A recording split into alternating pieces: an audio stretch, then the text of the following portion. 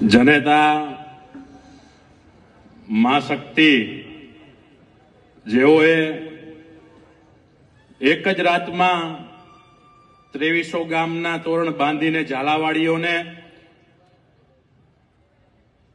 ઝાલાવાડ વસાવેલું અને ઝાલાવાડ મધ્યે ધાંગધ્રા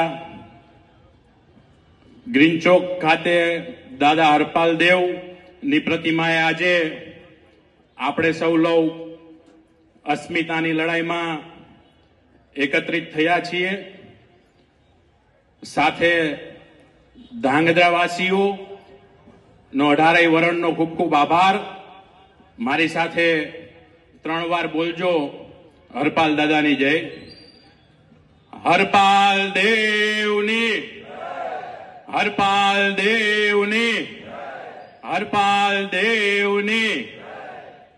અસ્મિતાની લડાઈમાં ફરી વખત પધારેલ 18 વરણનો ખૂબ ખૂબ આભાર।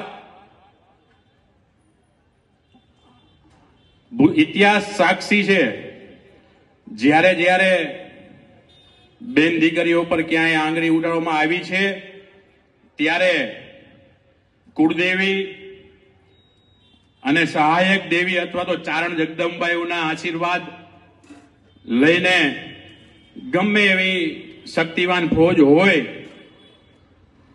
તો પણ આપણે વિજય પ્રાપ્ત કર્યો છે।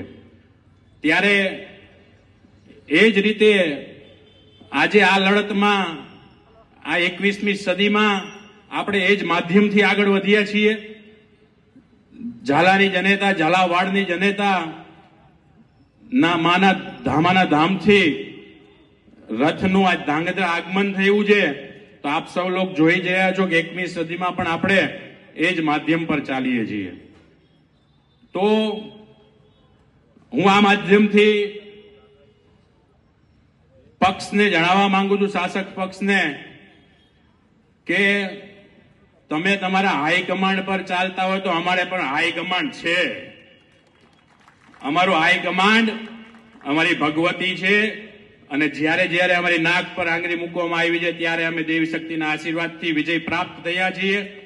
અને આગળ જતા પણ અમે કોઈ પણ સંજોગોમાં આજ નહીં તો કાલ અમારી માંગણી તમે અત્યારે સ્વીકારેલ નથી પણ અમારો વિજય પ્રાપ્ત થશે।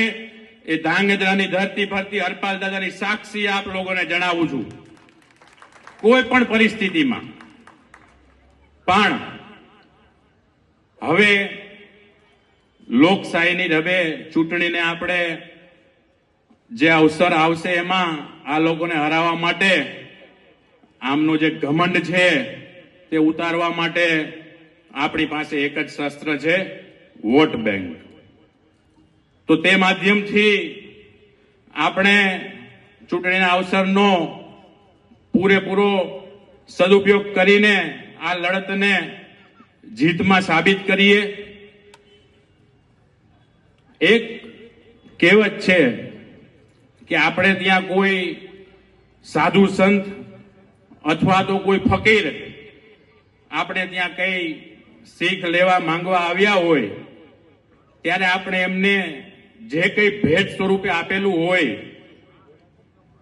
તેનો એ સદુપયોગ કરે તો આપણે જોતા હોય છે, ક્યાંય દુરુપયોગ થતો હોય તો બીજી વાર આવે ત્યારે આપણે તેમને જવાબ આપતા હોય છે।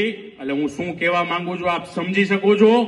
આવનાર સમયમાં વધુમાં વધુ ક્ષત્રિય સમાજને હું 18 વરણને અહીંથી રિક્વેસ્ટ કરું છું કે આપ સૌ લોક આ અસ્મિતાની લડાઈમાં સાથ સહકાર આપીને જે રીતે લોકશાહીનો પર્વ ઉજવવાનો છે તેમાં સાથ સહકાર આપે।